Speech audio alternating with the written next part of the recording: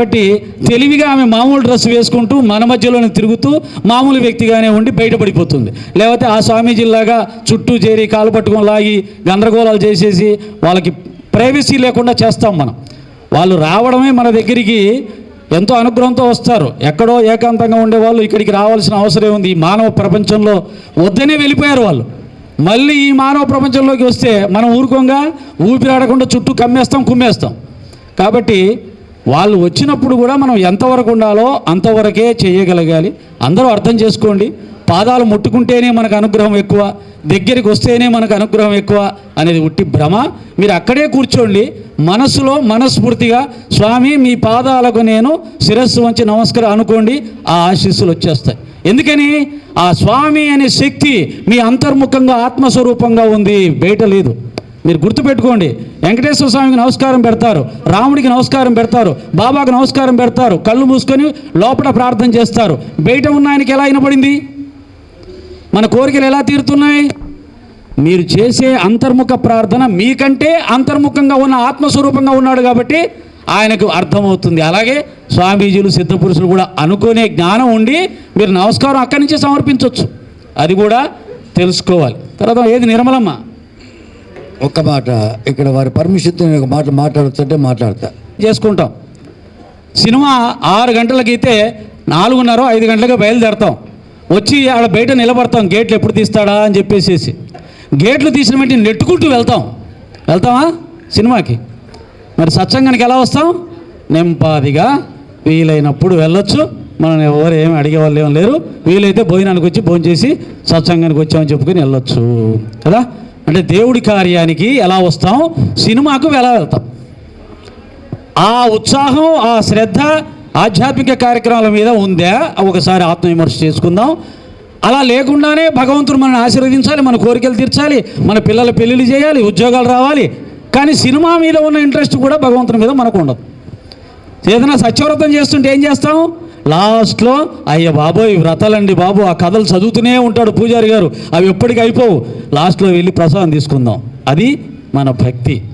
అలాగే సినిమాకు వచ్చిన తర్వాత ఎంత శ్రద్ధగా చూస్తామంటే చూసే సమయానికి, సినిమా వేసే సమయానికి ఇక ఎవ్వరు మాట్లాడితే ఒట్టు, పక్కన ఎవడాలు తీర్చి అన్నీ ఇచ్చే భగవంతుడి విషయాలు మాత్రం అటు చూస్తూ ఇటు చూస్తూ అచ్చేస్తూ ఇచ్చేస్తూ వింటాం. కానీ సినిమా మాత్రం కన్ను పక్కకు తిప్పకుండా చూస్తాం. దాన్ని బట్టి మన శ్రద్ధ ఏంటో ఓసారి ఆలోచించుకోవాలి. ఇది శ్రద్ధ. కాబట్టి మా నిర్మలాదేవి చివరికి మన సిద్ధపురుషులతో మాట్లాడిస్తాము అంటే అందరూ ఉంటారు. నేను చివరిలో మాట్లాడితే అందరూ వెళ్ళిపోతారేమో. కాబట్టి ఈ కార్యక్రమానికి సంబంధించి సిద్ధమంగళ స్తోత్రం గురించి నేను ఒక 4 ముక్కలు చెప్తాను. ప్రపంచ మహాసభల్లో స్వామి వివేకానంద మాట్లాడుతూ ఉండగా ఆ యొక్క 5,000 మంది ప్రజలు ఆయన నోటి నుంచి వచ్చే ప్రతి ఒక్క మాటని కూడా ఇందాక చెప్పినంత శ్రద్ధగా ఆలకించేవాళ్ళు. అది చూసి ప్రతిరోజు కూడా స్వామి వివేకానంద స్పీచ్ లాస్ట్లో పెట్టేవాళ్ళు, అందరూ కదలకుండా ఉంటారని చెప్పేసి. ఈరోజు మన స్వామివారి స్పీచ్ లాస్ట్లో పెట్టడానికి కారణం అదే అని తెలియజేస్తూ నిర్మలాదేవి గారిని వారి పతిభక్తిని ప్రదర్శించుకోవాల్సిందిగా కోరుతున్నాను అండి. ఆ నిర్మల అనే స్త్రీ వెనకాల పురుషుడు మాత్రమే ఉన్నాడనేది చప్పట్లు కొట్టిన ఆడవాళ్ళందరూ. కాబట్టి ఇది ఓం శ్రీ సాయిరాం. ఎంతైనా మగవాళ్ళే కదా.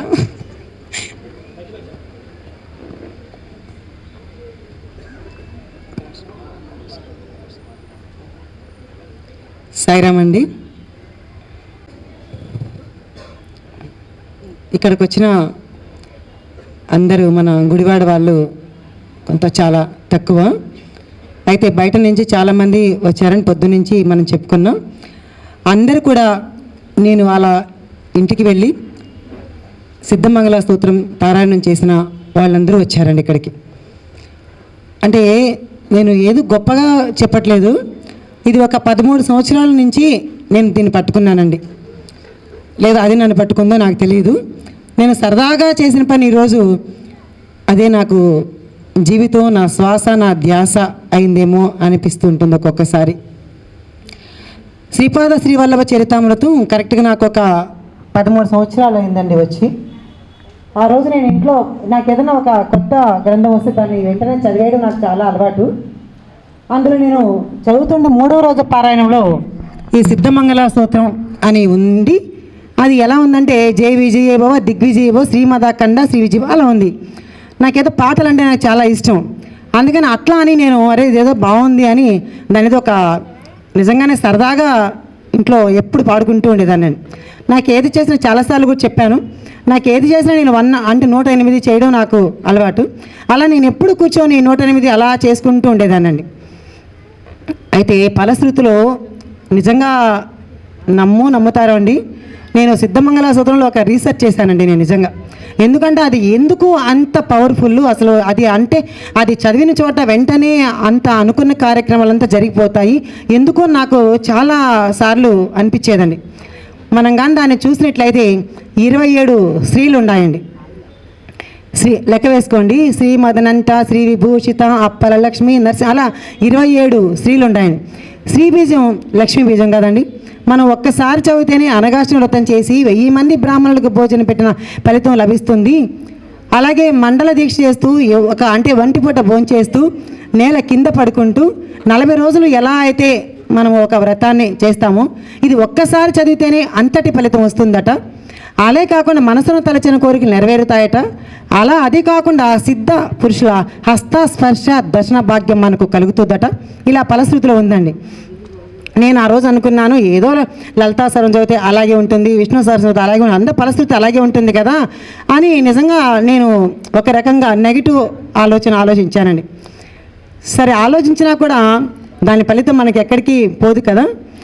నేను అలా ఎప్పుడైతే అలా చదువుతూ ఎప్పుడు అలా ఉండేదానండి. నేను ఎక్కడికైనా వెళ్ళాను అనుకోండి, నాకు ఒక స్పెషల్గా రామ్మ ఇలా కూర్చుందని ముందుగా కూర్చోబెట్టేవాళ్ళు, లేదంటే ఒక స్వామి దర్శనం కానీ ఏదైనా ఒక గుడికి వెళ్ళిన ఒక దర్శనం కానీ ఇలా నాకే ముందు ఉండేదాన్ని. నేను ఎక్కడో ఉండేదాన్ని, అయినా సరే నన్ను ముందుకు పిలిచి ఇచ్చేవారు. నేను అనుకునేదాన్ని ఇదేంటి అసలు ఏదన్నా ఒక అలా ఉండాలంటే ఏదో ఒక పరపతి ఉండాలి, తర్వాత లేదో ఒక డబ్బైనా ఉండాలి, ఏదో ఒక పలుకుబడి ఉండాలి. నాకు అవేమీ లేవు కదా, మరి నన్ను ఎందుకు పిలుస్తున్నారు వీళ్ళందరూ అలా అని నేను అనుకునేదాన్ని. తర్వాత నిజంగా ఆలోచిస్తే తెలిసింది, అయ్యో పిచ్చిదానా, అది నువ్వు కాదు చేసేది, నువ్వు చేసే సిద్ధమంగళ స్తోత్రం పవరు అని నాకు తెలిసిందండి. నేను కాదు అది, అంటే నీ కోసం ఇచ్చిన విలువ కాదు, నీలో ఉండే నువ్వు ఆ స్మార్ట్ నిరంతరం జపించే సిద్ధమంగళ స్తోత్రము అని తెలిసిందని. అప్పుడు మా ఇంటికి ఒక ఆయన వచ్చి సరదాగా అన్నారమ్మ, దీన్ని 108 ఎందుకు నువ్వు పారాయణం చేయకూడదు అని చాలా సరదాగా అన్నారు. అయితే చేద్దామండి అని అన్నాను. వెంటనే ఆ మంగళవారం వచ్చి అన్నారు. గురువారం పిఠాపురం ఒక 20 మంది అందరూ కలిపి వెళ్ళాము. వెళ్తే శ్రీపాదుడి దగ్గర అందరూ కూర్చున్నప్పుడు సిద్ధమంగళ స్తోత్రం కొత్త అండి, ఎవరికీ తెలియదు. మీకన్నా మన వాళ్ళు ఉన్నారు, అందరూ వాళ్ళు చెప్తారు. సిద్ధమంగళ స్తోత్రం అసలు తెలియదండి ఎవరికి. ఒక 13 ఏళ్ళ క్రితం అసలు చాలా తక్కువ. ఇప్పుడు ఎవరి నోట్లో విన్నా కూడా సిద్ధమంగళ స్తోత్రం చాలా అద్భుతంగా పాడుతున్నారు. మరి పొద్దున్నుంచి మనం చూసే ఉంటాం కదా. అయితే అక్కడ కూర్చొని మేము ఇలా చదువుతూ ఇలా మొదలుపెట్టాము. ఓంకారం మొదలుపెట్టి నేను ఒక మాట అడిగాను స్వామి, నిజంగా ఎందుకు కలిగిందో తెలియదు నాకు ఇలాంటి ఆలోచన, దీన్ని నిజంగా అందరికీ అందించాలి, వాళ్ళందరికీ మంచి జరగాలి అనే ఉద్దేశం సంకల్పంతో నేను ఇక్కడికి వచ్చాను. మరి నేను ఎవరింట్లో పెట్టిన ఈ సిద్ధమంగళ స్తోత్రాన్ని ఎటువంటి రూపాయి కూడా నేను తీసుకోను అని అక్కడ స్వామి దగ్గర చెప్పి, నువ్వు నిజంగా నాకు బ్లెస్సింగ్స్ ఇస్తే నాకు ఏదో ఒక నిరూపణ చూపించు అని నేను అడగడం జరిగిందండి. వెంటనే కళ్ళు మూసుకొని అడిగి ప్రార్థన చేసి ఓంకారంతో మొదలుపెట్టాను. వెంటనే స్వామి పిఠాపురం, అంటే మీరు చూసే ఉంటారు, ఇందులో పిఠాపురం ఎంతమంది చూసారో నాకు తెలియదు, 3 మూర్తులు ఉంటాయి, దత్తుడు, నృసింహ సరస్వతి, శ్రీపాద శ్రీవల్లభ స్వామి. ఆ దత్తాత్రేయుల వారి నుంచి మాల జారి ఆయన ఒళ్ళో పడిందండి. అది ఒక 3 మాత్రమే చూశారు, అంటే మిగతా అంతా కళ్ళు మూసుకుని ఓంకారం చేశారు, ఒక 3 మాత్రమే చూశారు. సరే 3 చూసింది కూడా నాకు తెలియదు, తర్వాత మేము చెప్పుకున్నాం. అప్పుడు నేను బయటకు వచ్చాను. తర్వాత స్వామి నాకు కొంచెం మళ్ళీ డౌట్ వచ్చింది, అది మాల జారి ఏమన్నా కింద పడిందో ఏమో, నేను అలాంటి అనుభూతి చెందుతున్నాను. స్వామి 11 సార్లు చదివాను. మళ్ళీ అయిన తర్వాత స్వామి నాకు మళ్ళీ అట్లా వస్తూ ఉంది, అంటే నువ్వు నిజంగా అనుగ్రహం ఇచ్చావో లేదో నాకు తెలియట్లేదు, కానీ ఇచ్చావు అనే దాని నిదర్శనంగా ఇంకేదైనా ఇంకొకటి చూపించే స్వామి అని అడిగానండి. మళ్ళీ పిచ్చిది చూడండి, మళ్ళీ అడుగుతాంది, ఒకసారి ఇస్తే కూడా దీనికి నమ్మకం లేదు అని మళ్ళీ స్వామి నేను మళ్ళీ 11 సార్లు చదివేసి అలా కంటిన్యూ చదువుతున్నాము. చదువుతూ ఉంటే వెంటనే ఒక ఆవిడ మహారాష్ట్ర ఆవిడ ప్రదర్శనలు చేస్తూ ఉండి శ్రీపాద శ్రీవల్లభ స్వామి ఒక ఫోటో, ఇంత పెద్ద ఫోటో నా ఒళ్ళో పెట్టేసి నాతో మాట్లాడకుండా ఆవిడ ప్రదర్శనలకు వెళ్ళిపోయింది. ఇంకా ఇంతకన్నా నాకు అంటే నేను నీ దగ్గరికి వచ్చేసాను, నువ్వు ఇంకా చేసుకో అనని నాకు అనుగ్రహం ఇచ్చేశారు. మా వారు అన్నారు, సాయి భక్తులు అందరూ సాయి భక్తులు ఈ సిద్ధమంగళ స్తోత్రం ఏంటి మళ్ళీ కొత్తగా, అసలు ఎవరు పెట్టించుకుంటారు, ఎవరు వింటారు అని. అంటే కొత్త కదా, ఎవరు తెలియదు, 108 ఇళ్లలో పెట్టాలని అనుకున్నా 108 సార్లు అని. అంటే లేదండి, నాకు దీని మహత్యం బాగా తెలుస్తుంది, అందుకే అందరికీ అందాలి, అందరూ చదువుకోవాలి, అందరికీ ఉండాలి అనే ఆలోచనతో బయలుదేరానండి.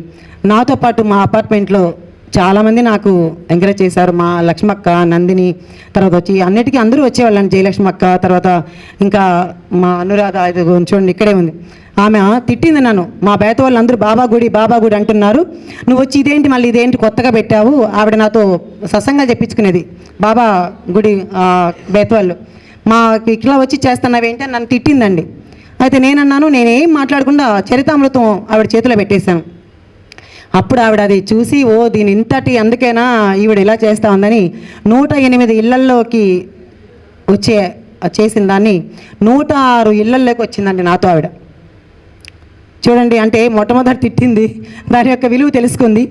అలా 106 ఇళ్లలోకి మళ్ళీ అది ఏంటండి చాలా కనీసం ఇప్పుడు కొన్ని వేలు అయిపోయినాయండి ఎక్కడ గుళ్ళల్లో కానీ, తర్వాత ఇళ్ళల్లో కానీ, ఎక్కడెక్కడ సరే. ఎందుకంటే దాని యొక్క అందరికీ తెలియాలని మన ఊర్లో అయితే 108 చేస్తానండి. ఇంకా బయట అయితే చాలా చోట్ల, ఎక్కడి నుంచి అంటే తిరుపతి నుంచి, నెల్లూరు నుంచి, తెనాల్లో చాలా అండి, హైదరాబాద్లో చాలా, రాజమండ్రిలో, ఇలా చాలా చోట్ల ఎవరు అడిగినా సరే వెళ్ళి నిజంగా ఎట్లా వెళ్ళే వాళ్ళమంటే వాళ్ళు తిట్టేవాళ్ళు, అసలు ఎందుకంత పిచ్చిదానిలాగా వెళ్ళిపోతున్నావు, నీకేం తక్కువ, ఇంట్లో అన్నీ తిని కూర్చోక అని అనేవాళ్ళండి. తిని కూర్చో కాదు, నాకేదో స్వామి నాకు ఒక పని అప్ప చెప్పారు, దాన్ని నేను చెయ్యాలి, అందరికీ అందించాలి అనని అలా బయటికి వెళ్ళి ఈరోజు నిజంగా ఆ సిద్ధమంగళ స్తోత్రాన్ని ఎన్ని ఇళ్లల్లో ఎంతమంది అనుభూతులు, ఎంతమంది అనుగ్రహాలు పొందారో నాకు అసలు తెలియదండి. నిజంగా వాళ్ళు ఫోన్ చేసి, అమ్మ ఇలా ఈ సిద్ధమంగళ స్తోత్రం, ఇలా నాకు ఈ పనులు జరిగినాయి, ఇలా నిజంగానే జరుగుతాయండి, ఖచ్చితంగా జరుగుతాయండి. అలాగే మళ్ళీ ఇప్పుడు ఆ సిద్ధమంగళ స్తోత్రం మనం చెప్పుకుంటున్నాము, అంతటి పవర్ అని. అలాగే ఆపద ఉద్ద కష్టోత్తర స్తోత్రం అని శ్రీపాద శ్రీవల్లభ స్వామిది ఉందండి. అంటే కష్టాలు చాలా మనం చెప్పుకుంటూ ఉంటాం, నాకు చాలా కష్టాలమ్మా, నాకు చాలా కష్టాలమ్మా అని చెప్పుకుంటూ ఉంటాం. కానీ కొంతమంది అంటారు, నాలాంటి కష్టాలు అసలు ఎవరికి ప్రపంచంలో ఎవరికి ఉండకూడదు అని చెప్పుకుంటామండి. అలాంటి కష్టాలు తీర్చే స్తోత్రం శ్రీపాద శ్రీవల్లభ అంటే ఆపద కష్టోత్తర స్తోత్రం. అంటే మీకు ఇచ్చాను చూడండి, ఈరోజు పొద్దున కార్డు ఇచ్చాను కదా, దీన్ని మా అనురాధ ఒక కోరిక కోరింది, నా దత్తపుత్రిక అండి, దత్తుడిచ్చిన పిల్ల. ఆమె కోరుకుందమ్మా, ఇది ఎంత డబ్బులైనా పర్వాలేదు, ఈరోజు అందరికీ అందించాల్సిందే, దీని గురించి నువ్వేం ఆలోచించద్దు అని నిన్న మధ్యాహ్నం 2ంటికి ప్రెస్ వాళ్ళతో చెప్పి రాత్రి పాపం 2ంటికి విజయవాడలో ఉండి వేయించుకొని పొద్దున్న నాకు 6ంటికి అందజేయడం జరిగింది. అది కూడా రోజు మీకు ఎందుకు ఇచ్చానంటే అందరూ సిద్ధమలుగున కార్డులు ఇస్తున్నారు, దాంతోపాటు ఇది కూడా చదవండి, దాంతోపాటు నృసింహస్వామి అష్టకం మీకు గురుచరిత్రలు తెలిసే ఉంటుంది, నరహరి శర్మ ఉంది కదా, అతను కుష్ఠవ్యాధి కూడా బాగా చేశారు. ఆ యొక్క స్తోత్రం చదివితే స్వామికి చాలా ఆనందం వేసింది, అందుకని అట్లాంటి కుష్ఠరోగ వ్యాధి తగ్గింది. మరి ఇంకా ఏ వ్యాధులు ఎందుకు తగ్గి, ఎందుకంటే భయంకరమైన వ్యాధి కుష్ఠవ్యాధి, అలాంటి వ్యాధి మరి ఆ స్తోత్రం చదవటం, ఆ యొక్క మేడి చెట్టు చంద్రుడు చూస్తుండగానే చెట్టు అవ్వడం అందరం అట్లా జరిగింది. మరి మనకు కూడా మనకి ఎందుకు జరగదు అని దానికి నేను అందరికీ ఆరోగ్యం బాగలేని వాళ్ళకి కానీ, ఎక్కువ కష్టాలు ఉన్న వాళ్ళు చదివే స్తోత్రం కానీ, అలాగే సిద్ధమంగళ స్తోత్రం కానీ నేను దీన్ని తీసుకొని ఈరోజు మీ అందరికీ కార్డులు వేయించి చెప్పడం జరిగింది. ఒకసారి నేను పాడి వినిపిస్తాను, ఒకసారి మీరు అది చూసుకోండి నాన్న. అంటే అందరికీ కొత్త కదా, కొంతమందికి వచ్చి ఉండొచ్చు, రాకపోవచ్చు, ఒకసారి చూడండి. శ్రీపాద శ్రీవల్లభత్వం సదైవా శ్రీదత్తాస్మాన్ పాహి దేవాదిదేవా భావగ్రాహ్య క్లేశ హరిన్ సుకీర్తే ఘోరాత్ కష్టాత్ ఉద్ధరాస్మా నమస్తే త్వం నో మాతా త్వం పితా తోదిపస్త్వం త్రాతా యోగక్షేమ కృసద్గురుత్వం త్వం సర్వశం నో ప్రభో విశ్వమూర్తే ఘోరాత్ కష్టాత్ ఉద్ధరాస్మా నమస్తే పాపం తాపం వ్యాధి మాదించ దైన్యం భీతిం క్లేశం త్వం హరాసు ధన్యం త్రాతారాం నో వీక్ష ఈశాస్తజూర్తే ఘోరాత్ కష్టాత్ ఉద్ధరాస్మా నమస్తే నాన్యాస్త్రాతన పిదాత నభర్త తోతో దేవత్వం శరణ్యోకహత్త కూర్వాత్రే అనుగ్రహం పూర్ణరాతే ఘోరాత్ కష్టాత్ ఉద్ధరాస్మా నమస్తే ధర్మే ప్రీతిం సన్మతిం దేవభక్తిం సత్సంగాప్తిం దేహి భుక్తిం చ ముక్తిం భావాశక్తిం చాకిలానందమూర్తే ఘోరాత్ కష్టాత్ ఉద్ధరాస్మా నమస్తే. ఇదండి రోజు చక్కగా మీరు ఆ గారితో పాటు రోజుకు ఒకసారి చదువుకోండి. అలాగే నృసింహ స్వామి అష్టకం మీ అందరికీ వచ్చు అనుకుంటున్నాను, అయినా ఒకసారి వినిపిస్తాను, చదువు. ఇందు కోటి తేజ కరుణ సింధు భక్త వక్షలం నందనాత్రి సోను దత్తం ఇందిరాక్ష శ్రీ గురు గంధమాల అక్షతాది బృంద దేవ వందిత వందయామి నారసింహ సరస్వతీశ పాయిమ మోహపాశ అంధకార జాత దూర భాస్కరం ఆయతాక్ష పాయి శ్రియ వల్లభేష నాయకం సేవ్య భక్త బృంద వరద భూయ భూయ నమామ్యం వందయామి నారసింహ సరస్వతీశ పాయిమం చిత్తజారి వర్గ షడ్గమత్తవారణాంకుశం సత్యశార శోభితాత్మ దత్త శ్రియా వల్లభం ఉత్తమావతార భూత కర్తృభక్త వక్షలం వందయామి నారసింహ సరస్వతీశ పాయిమాం ఓమ వాయు తేజ ఆప భూమి కర్తృమీశ్వరం కామ క్రోధ మోహరహిత సోమ సూర్యలోచన కామితాట దాతృ భక్త కామధేను శ్రీ గురు వందయామి నారసింహ సరస్వతీశ పాయిమ పుండరీక ఆయతాక్ష కుండలేందు తేజసం చండ దురిత కండనార్ధ దండధారి శ్రీ గురు మండలీక మౌలి మార్తాండ భాసితాననం వందయామి నారసింహ సరస్వతీశ పాయిమ వేద శాస్త్ర సుత్య పాదమాది మూర్తి శ్రీ గురు నాద బిందు కళాతీత కల్ప పాద సేవ్యం సేవ్య భక్త బృంద వరద భూయ భూయ నమామ్యం వందయామి నారసింహ సరస్వతీశ పాయిమం అష్టయోగ తత్వనిష్ట తుష్ట జానవారిది కృష్ణవేణి తీరవాస పంచనదీ సంగమం కష్టదైన్య దూర భక్త తుష్ట కామ్యదాయకం వందయామి నారసింహ సరస్వతీశ పాయిమం నారసింహ సరస్వతీశ నామమష్టమౌక్తికం హారకృత్య శారదేన గంగాధర స్వాత్మజం దారుణీక దేవ దీక్ష గురుమూర్తి తోషికం వందయామి నారసింహ సరస్వతీశ పాహిమం నారసింహ సరస్వతీశ నాటకంచయోపటే ఘోర సంసార సింధు తారణాఖ్య సాధనం సార జ్ఞాన దీర్ఘాయురారోగ్యాది సంపదం చారు వర్గ కామ్య లాభ నిత్యమేవ యాపటే చారు వర్గ కామ్య లాభ నిత్యమేవ యాపటే.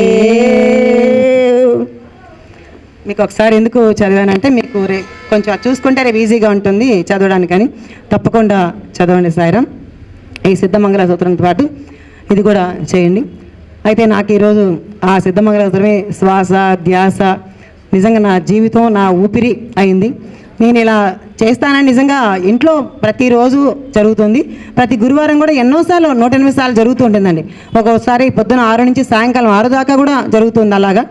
అయితే ఇలా పెట్టడానికి ఒక చిన్న కారణం ఉందండి.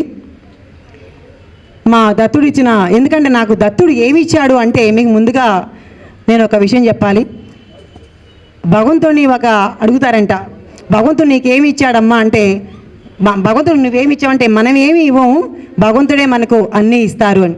నిజంగానే భగవంతుడు నాకు చాలా చెల్లెల్ని ఇచ్చారు, అక్కల్ని ఇచ్చారు, అన్నల్ని ఇచ్చారు, తమ్ముళ్ళని ఇచ్చారు, మహాత్ములందరినీ కలిసే అదృష్టాన్ని ఇచ్చారు. చూడండి, ఇలా కార్యక్రమాలు చేసుకునే దత్త కృప ఇచ్చారు.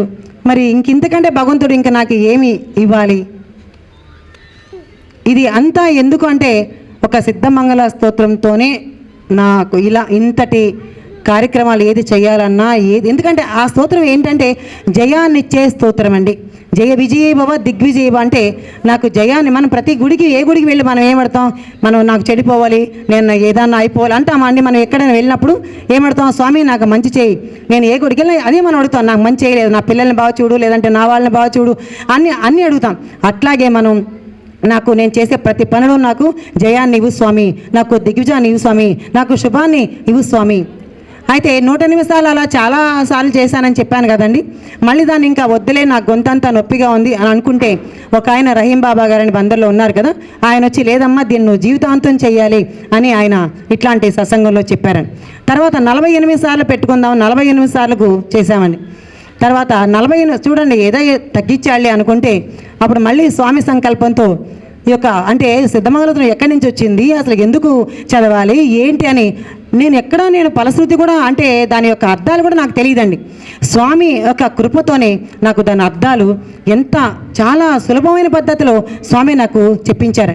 ఇందాక నిజంగా మన ప్రభాకర్ స్వామి గారు చెప్పారు కదా, చాలా లోతుగా వెళ్ళి చెప్పారండి స్వామి.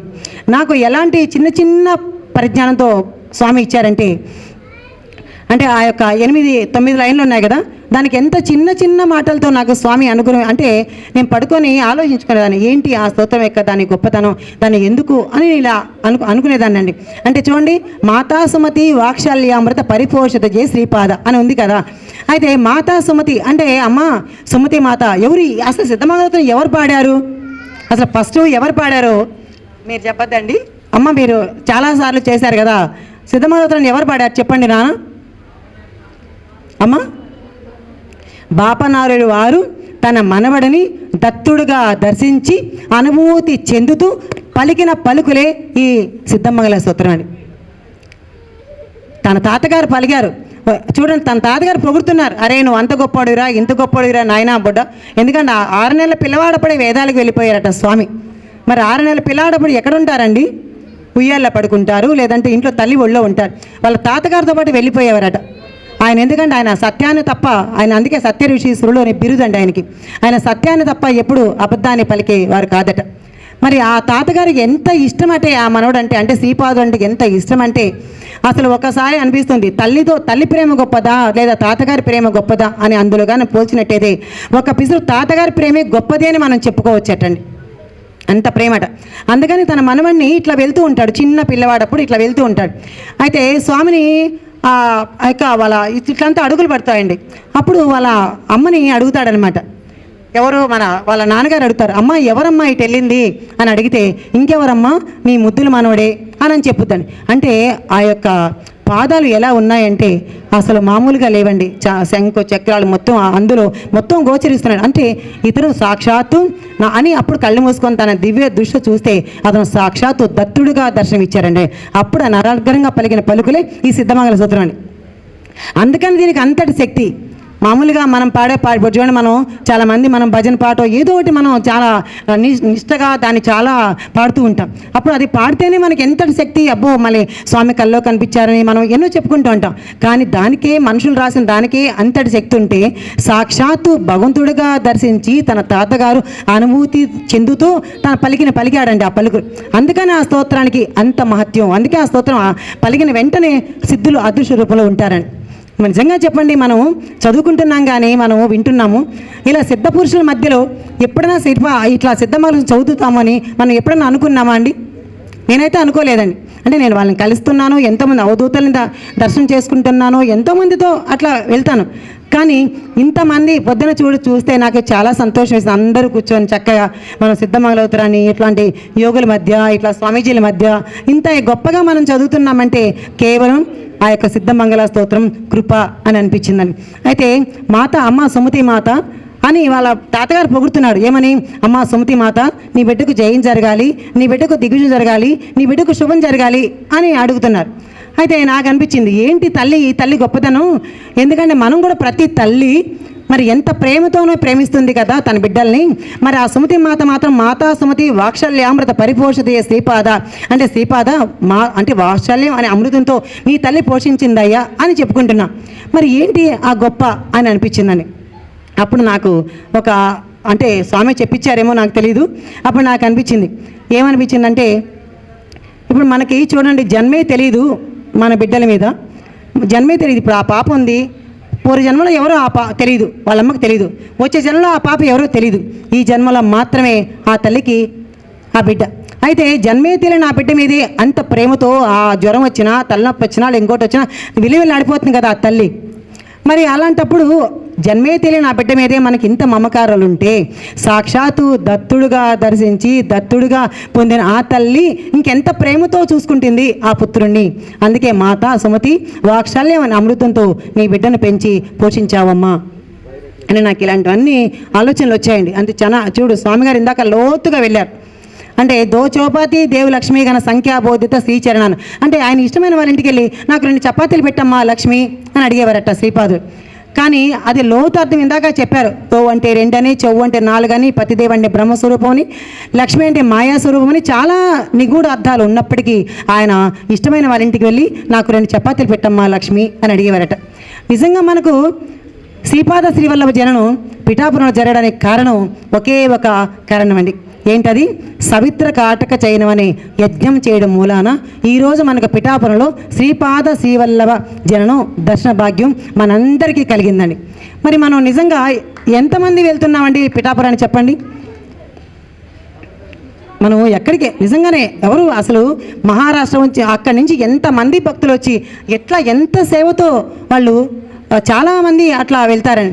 కానీ అంటే ఎంతమంది వెళ్తామంటే నాకు ఒకటే అనిపించింది. పొద్దున మా అన్నయ్య అన్నారు, అరే ఎందుకని అన్నారంటే అన్న ఎవరిని నేను కార్డు ఇవ్వడానికి వెళ్తే వాళ్ళందరూ ఈరోజు అమ్మ వనభోజనాలు ఉన్నాయని చెప్పారండి. ఈరోజు ఆదివారం మాది లాస్ట్ వారం పలానా చోటు ఉన్నాయి. నాకు అనిపించింది ఆ శ్రీపాదుడు నేను తప్ప స్వామీజీ తప్ప ఎవరు రాలేదు సిద్ధంగా అవుతానికి, మేము చదువుకోవాల్సింది ఆఖరికి అనిపించిందని. అయితే పొద్దున్నుంచి మనం చూస్తూనే ఉన్నాము. నిజంగా అప్పటి జనం అట్లాగే కంటిన్యూగా అలాగే కూర్చున్నారండి. అంటే దత్తుడు ఎవరినైతే పిలుస్తారో ఆ అన్న పొద్దున అన్నారమ్మ, దత్తానుగ్రహం అందరికీ రాదు, ఎవరైతే ఉండగలుగుతారో ఎవరైతే రాగలుగుతారో ఆ దత్త అనుగ్రహం ఎవరి మీదైతే కృప ఉంటుందో వాళ్ళు మాత్రమే వస్తారా అని చెప్పారండి. నిజంగా దానికి నిరూపణ పొద్దున్నుంచి పాపం ఎంత నీరసమైనా లేదంటే ఎంత పాపం దాహం వేసినా నీళ్ళు కూడా ఇవ్వట్లేదు పాపం మన వాళ్ళు. మరి అయినా అంత దాహంలో కానీ అంత దీనిలో కానీ అలాగే కూర్చొని వింటున్నారంటే స్వామి కృప కాక ఇంకేముందండి నిజంగా. లాస్ట్లో చూడండి, మనం లాస్ట్లో ఎంత చక్కగా సిద్ధమవుతారని ఎలా లాస్ట్లో ముగింపు చేశారు. చెలుగురుపేట నుంచి నేను ఆ స్వామీజీని వాళ్ళని పిలిచాను. వాళ్ళు కూడా వనభోజనం లేకుండా వాళ్ళ నుంచి ఒక 20-30 మంది వచ్చి ఉంటారని. పాపం వాళ్ళకి ఎవరికి ఫోన్ చేయమా మాకు వనభోజనాలు ఉన్నాయి. అరే ఇంకా ఎందుకు నేను కార్తీక మాసం అని పొద్దున అడిగారు, అమ్మ కార్తీక మాసం అన్న పెట్టావా ఇలాంటి ప్రోగ్రామ్ అన్నారు. నిజంగా నాకు కార్తీక మాసం బాబాలోకి వచ్చిన తర్వాత నాకు కార్తీక ఏమీ తెలియదండి. ప్రతిరోజు నాకు కార్తీక మాసం లాగే అనిపిస్తుంది. అందుకని ఇంకా నేను సపరేట్గా ఏంది కార్తీక మాసం చేస్తే నేను ఏ రోజు శివాలయానికి కూడా వెళ్ళలేదండి నేను ఇంతవరకు. ఇంకా ప్రతిరోజు నాకు ఇంకా మన ఇంట్లో పూజ, మన ఇంట్లో దత్తుడు, ఇది సరిపోతుందిలే అని ఒక అభిప్రాయానికి వచ్చేసానండి నేను. ఇంకా అంతే వెళ్తే చెడ్డాని కాదు, లేదని వెళ్ళకుంటే అని కాదు, నాకు అలా అనిపిస్తుందండి. అయితే కార్తీక మాసం లేదు ఏమీ లేదు అని. సరే కార్తీక మాసం ఇంకొక 2 రోజులు ఉంది, నాకు తెలియదు ఎందుకు పెట్టామంటే ఈరోజు పోయిన నెలలో మా పాప వచ్చి అడిగింది, అమ్మ ఇలా అందరూ పుట్టినరోజులు ఎప్పటి నుంచో కోరిక అండి తనకి, ఇది కోరిక.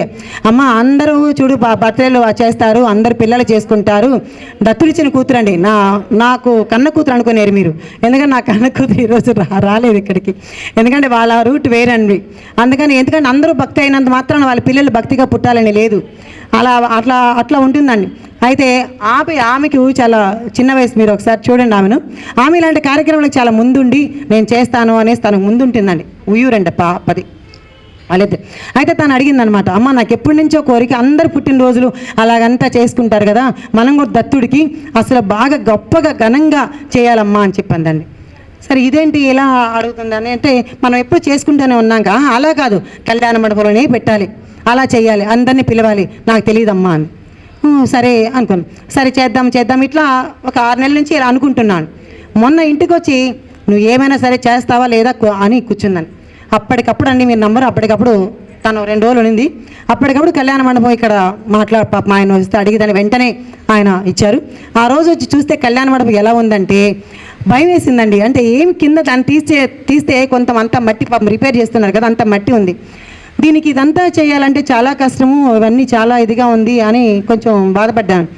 చిన్నది తీసుకుందామంటే ఈయన అన్నారు జనాలంతా సరిపోరు అన్నారు. లేదండి 200 మంది కంటే ఎక్కువ రారు అంటే, కాదు పెద్దదే కావాలి, ఇదైతే మనకు బాగుంటుంది, స్టేజ్ అంతా చాలా అందంగా బాగుంటుంది అని మా వారు ఆయన అట్లా వెనక నుండి ముందు అన్నీ చెప్తూ ఉంటారండి. నేను ఏదైనా అలా కాదు ఇలా చేస్తే బాగుంటుంది, ఎందునో రాజీ పడరండి. సరే అంటే కొంతమంది పైకి కనిపిస్తారు, కొంతమంది కనిపించరు, ఆయన కనిపించకుండా చేస్తారు. అయితే మేము రావడం, మేము చూడడం అంతా ఇలా ఆడి తర్వాత ఆయన అన్నారు, అమ్మ ఏం కాదు డెకరేషన్ అబ్బాయి అలా అంతా పెట్టేసి మన పెళ్ళి కూడా బాగా జరిగింది, ఇలా చేసుకోవచ్చు అని పాప మోహన్ రావు గారు ఒక చిన్న సలహా ఇచ్చారు. అప్పుడు నేను ఆ డెకరేషన్ ఆయన పిలిచి, అమ్మ ఇలా బాగుంటుందా అంటే ఆయన కొన్ని చూపించాడు, అదే ఫ్లవర్ బొకేస్లు అంటామని. సరే వెంటనే అమ్మ ఇది బాగుంటుందా అని ఆయన ఇట్లా చూపించాడని.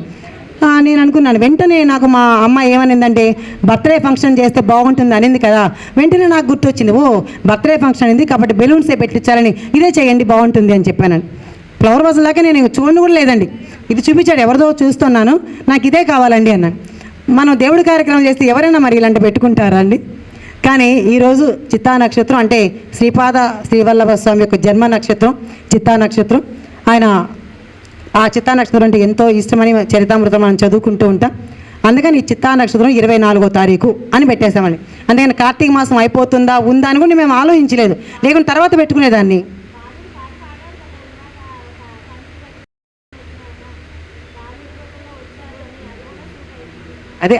అదే మనకు తెలియకుండా ఈరోజు నిజంగానే అందరూ సిద్ధపురుషులను కలుసుకున్నాము. పోలైతాత రావడం అంటే మామూలు మాటలు కాదు, లెక్క అసలు పంపించరమ్మా వాళ్ళు. నేను ఎక్కువ వారానికి ఒకసారి నెలకోసారి అలా వెళ్తే దర్శించుకుంటూ ఉంటాను. పాపం వాళ్ళకి ఆయనకి ఏమి అనిపించిందో వెంటనే నేను అడగగానే వెంటనే సరే అమ్మా తీసుకెళ్ళమ్మా అన్న. సాయంకాలం దాకా ఉంచేవారు, ఇంకొక రోజు అయింటి. ఆదివారం కావడం మూలన పాపం పొద్దున మళ్ళీ 11ంటికి తీసుకెళ్ళిపోయారు. మామూలు రోజుల్లో మనం కానీ చేసుకుంటే ఈవినింగ్ దాకా మనకు కార్యక్రమానికి ఉంచి ఉంటారని. కానీ సరేలే, మనకు ఎంతవరకు ప్రాప్తం అంతవరకే మాకు చాలండి. మా గుడివాడ భక్తులు అసలు ఒక ఆయన దర్శించుకుంటే చాలు అనేసి అని మేము ఇంకా అలా చెప్పడం జరిగింది. అయితే దానిలోని భాగంగానే ఈరోజు మనం ఇంత స్వామి యొక్క పుట్టినరోజు కాదు, ఆయన జన్మ నక్షత్రం అనే చిత్తా నక్షత్రం రోజు ఈరోజు మనం అందరూ ఇంత గొప్పగా ఇంత ఇదిగా సందడిగా ఆ యొక్క సిద్ధమంగళ సూత్రాన్ని మనం అందరం ఎంతో గొప్పగా ఆనందంగా సంతోషంగా పైగా డ్యాన్సులు వేసుకుంటూ ముగింపు కార్యక్రమాన్ని చాలా చాలా బాగా చేసుకున్నాం.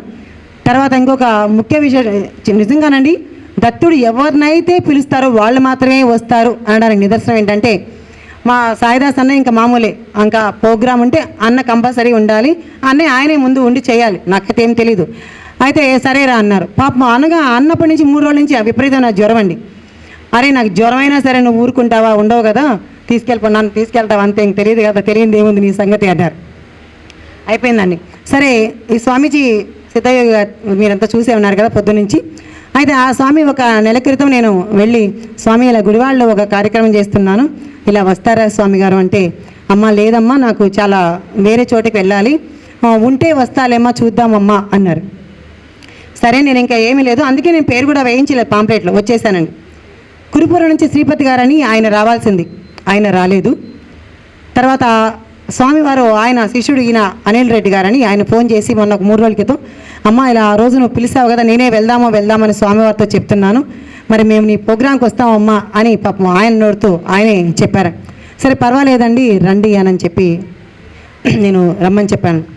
అంటే ఇవన్నీ ఎలా ఉంటాయని దత్తుడు కృపలేంది ఏది ఎక్కడా జరగదు. ఆయన ఎవరిని వెళ్ళమంటే వెళ్ళాల్సిందే, రమ్మంటే రావాల్సిందే, పొమ్మంటే పోవాల్సిందే. దానిలో భాగంగానే గాంధీ గారికి ఒక నెల క్రితం చెప్పాను. గాంధీ గారు అంటే వీరవాసం అంటే శ్రీపాద శ్రీవల్లభ చరితామృతాన్ని మనకు అందించారా గోవింద దీక్షిత్ గారు. సాక్షాత్తు ఆయనకు మా పిల్లనిచ్చిన మామగారు అంటే అల్లుడు అనమాట ఆయన. గాంధీ గారు రండి అయితే ఆయన పిలిచాను. ఆయన అన్నారు, అమ్మ నేనైతే వస్తాను, నా ఫ్యామిలీ రాదు అన్నారు. సరేనండి పర్వాలేదు మీరు రండి అన్నారు. మరి ఈరోజు ఆయన కొడుకు అంటే గోవింద దీక్షిత్ గారి వాళ్ళ అబ్బాయి, వాళ్ళ అల్లుడు గారు, వాళ్ళ అమ్మ ఇందాక సిద్ధమాలతను పాడారు కదండి. నిజంగా ఆవిడ పాడుతుంటే ఎలా అనిపించిందండి, మనకి ఒళ్ళంతా జల్లు అనిపించలా మనకి. అంటే అంత ఆర్తితో వాళ్ళ నాన్నగారు అందించిన దాన్ని ఆమె అంత అలవోకగా అంత సంగీతపరంగా ఆవిడ అలా పాడి మనందరికీ వినిపించింది. ఈయనేనండి పర్వాలేదు, ఈయనే దీక్షితుల గారి వాళ్ళ అబ్బాయి అండి. అంటే శ్రీపాద శ్రీవల్లభ చరితామృతం రాసిన 33వ తరం వాళ్ళ, ఈయన 34 అండి. అలాగే వాళ్ళ అల్లుడు గారండి, వాళ్ళ అమ్మాయి. మరి వాళ్ళు అంటే మనకు అనుగ్రహం ఉంటే ఇవన్నీ అలాగా వచ్చేస్తాయి. ఎంత దూరాల నుంచి అండి, నంద్యాల నుంచి శ్రీనివాస్ గారని వచ్చారు. పాపం శ్రీనివాస్ గారు ఒకసారి రానా చూడండి, రిజర్వేషన్ లేక చూడండి ఎలా ఉండేవి అంటే కాళహస్తి నుంచి మా వల్లక్ష్మి గారికి పరిచయం అయ్యారంట. ఎవరు మొన్న ఎక్కడో రామ్మ ఆవిడ వెళ్తే ట్రైన్లో వస్తా అంటే పరిచయం అయిందంట. ఆవిడ ఈ కార్యక్రమానికి వెళ్తున్నానంటే ఆవిడ రిజర్వేషన్ కూడా లేకుండా, ఊరు కూడా తెలియదు, కొత్త ఊరు, ఆవిడ నర్సాపూర్ ట్రైన్లో పాపం ఆవిడను వాళ్ళ అబ్బాయి ఇద్దరు వచ్చారు. అమ్మ నాకు ఇలాంటి కార్యక్రమం చాలా ఇష్టం, నేను వస్తానమ్మా అని ఇస్తాను. మరి అంటే దత్తుడు ఎవరినైతే రమ్మనాలి, ఎవరినైతే పొమ్మనమ్మని, నేను పిలిచిన వాళ్ళేమో రాలేదు, పిలవని వాళ్ళేమో వచ్చారని. మరి దీనికి మనం ఏం చెప్పాలని, దీనికి మనకి సమాధానం అంటే సాక్షాత్ దత్తుడైతే ఆయన అనుగ్రహం ఆయన కృప లేనిది ఎవరూ ఇక్కడికి అడుగు పెట్టలేరు, రారు అని మాత్రం నాకు అర్థమైంది. సరే, ఇప్పుడు సరే సిద్ధమౌత్రాన్ని చక్కగా మనకు ప్రభాకర్ స్వామి గారు అందించారు, చక్కగా విన్నాము. ఇంకా దాని అర్థాలు మళ్ళీ మనం ఎప్పుడైనా కావాలంటే మళ్ళీ ఒక రోజు కూడా కావాలని చెప్పుకోవచ్చు, ఇది లేదు. ఇప్పుడు ఇంకా ఒకసారి ఈయన ఇదిగోండి నంద్యాల నుంచి వచ్చారండి. ఈయన నంద్యాల ఎంత దూరం అండి పాపం, రిజర్వేషన్ లేకుండా అతని భార్య ఎంత సేవ చేస్తాడంటే అక్కడ బాబా టెంపుల్లో ప్రోగ్రాం పెట్టించాడు. నాది మా సాయిదాస్ అన్నయ్య మన సైకిల్ సంస్థ పెట్టించాడు. అక్క మళ్ళీ బాగా ఆయన అంటాడన్నమాట, ఆయన భాష, అక్క మీ కాంబినేషన్లోని మళ్ళీ ఒక ప్రోగ్రాం జరగాలి అక్క, అసలు మా ఊరు వాళ్ళంతా చాలా ఆనందపడ్డారు అక్క, మీ ప్రోగ్రాం చాలా చాలా ఆనందం అక్క అని పాపం అక్క నువ్వు ఇట్లా ప్రోగ్రాం చేస్తే తప్పకుండా వస్తానక్క నేను అన్నాడు. అంటే మామూలు చిన్న చిన్న పూజలకి ఎందుకు పాపం అంత దూరం కష్టపడి రావడం అని నేను పిలవలేదు. అయితే అక్కడి నుంచి పాపం తెల్లవారుజామున ట్రైన్ 3ంటికి వచ్చారండి. మరి ఇవన్నీ ఆయన చూడండి, ఆయన 3 రోజుల క్రితం ఈ సుధాకర్ గారు ఫోన్ చేశాను, ఆయన అమ్మ నేను వస్తున్నానని వచ్చారు. మరి అన్నిటికన్నా మీకు గొప్ప విశేషం ఏంటంటే 87 ఏళ్ళండి. మరి మన గానగాపురం నుంచి వచ్చిన నృసింహ సరస్వతి స్వరూపంగా మనకు వచ్చారు ఆయన. చూడండి, ఆయన అసలు తెలియదు, ఆయన ఫోన్ చేస్తే మనం అమ్మ ఎప్పుడు వస్తున్నావు అంటారు. మనం వెళ్ళగానే ఆయన ఎంత భక్తితో, ఎంత ఆర్తితో, ప్రేమతో అన్నం ఆయన స్వహస్తాలతో వండి ఆయన తినిపించడం, మరి ప్రేమకు ఇవన్నీ దత్తుడు మనకిచ్చిన, నిజంగా దత్తుడు మనకిచ్చిన ప్రేమ అండి ఇవన్నీ. ఎందుకంటే ఇప్పుడు ఆధ్యాత్మిక లేని వాళ్ళు ఉన్న వాళ్ళకి చాలా తేడా ఉంటుందని. మన బాబా నేర్పించింది మనకు ప్రేమ తప్ప మనకి ఇంకేమీ మనకు నేర్పించలేదండి, ప్రేమ. అందుకే మనం ఎవరింటికి వెళ్ళి చూడు, బాబా భక్తులు కానీ దత్తభక్తులు ఎవరింటికైనా వెళ్ళండి, వాళ్ళు ఎంతో ప్రేమగా మాట్లాడతారు. అందుకని మన బంధువుల మీద కూడా ఉండదండి ఆ మహామాయ అండి. ఆ బాబా ఏం చేస్తారంటే భర్తను మరిపించేస్తాడు, బిడ్డల్ని మరిపించేస్తాడు, ఇల్లు సంసారం ఏమక్కర్లేదండి, నా దగ్గరే పడి ఉండు అని చెప్తారు.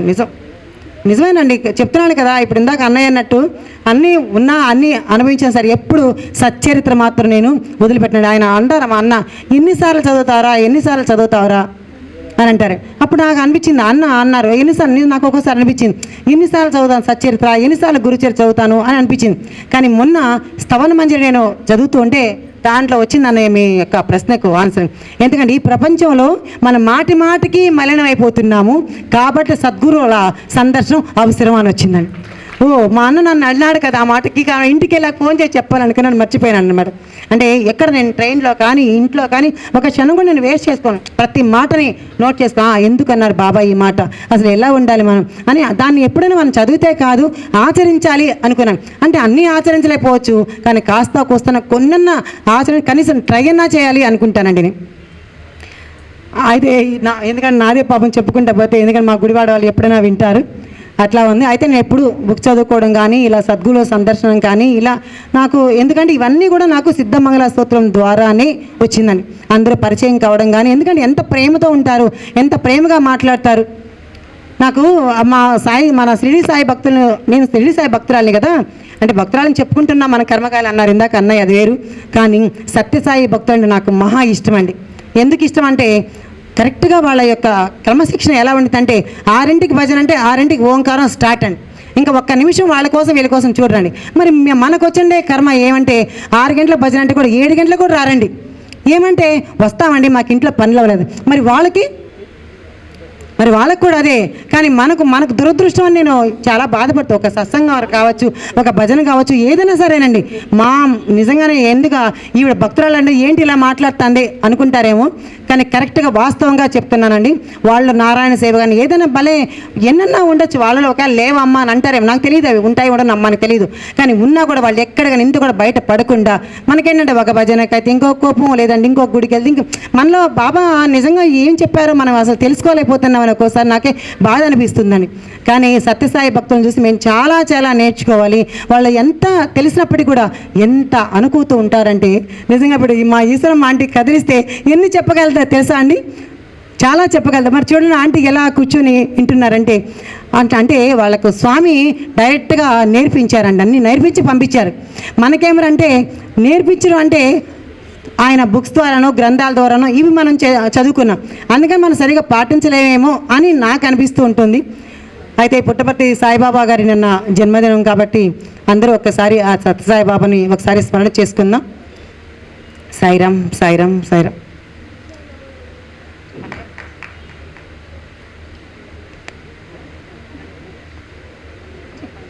నా మీద ఏదేదో చెప్పింది, మళ్ళీ ఎందుకు ఆయన అది చెయ్యండి.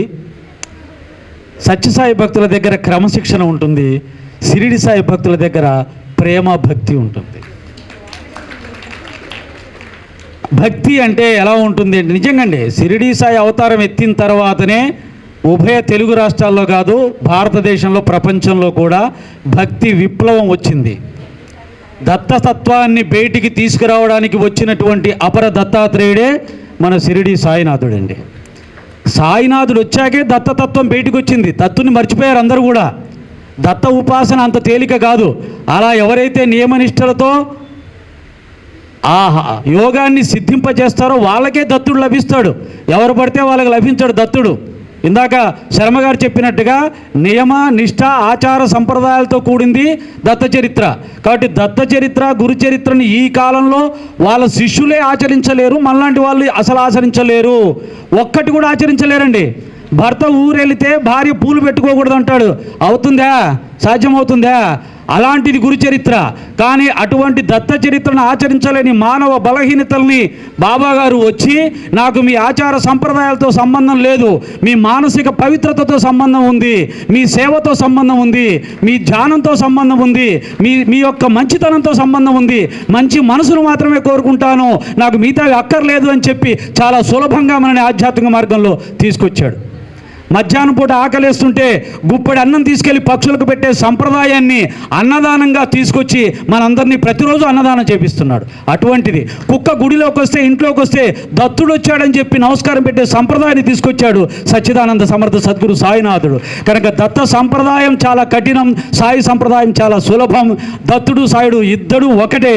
కానీ దత్త సంప్రదాయం ఆచరించలేని మనని అటువంటి మంచి సులభమైన సాధనలోకి తీసుకురావడం దత్తుడే సాయినాథుడిగా వచ్చాడని చెప్పి నా సాయినాథుని గొప్పతనాన్ని మీకు సవినయంగా తెలియజేస్తున్నాను.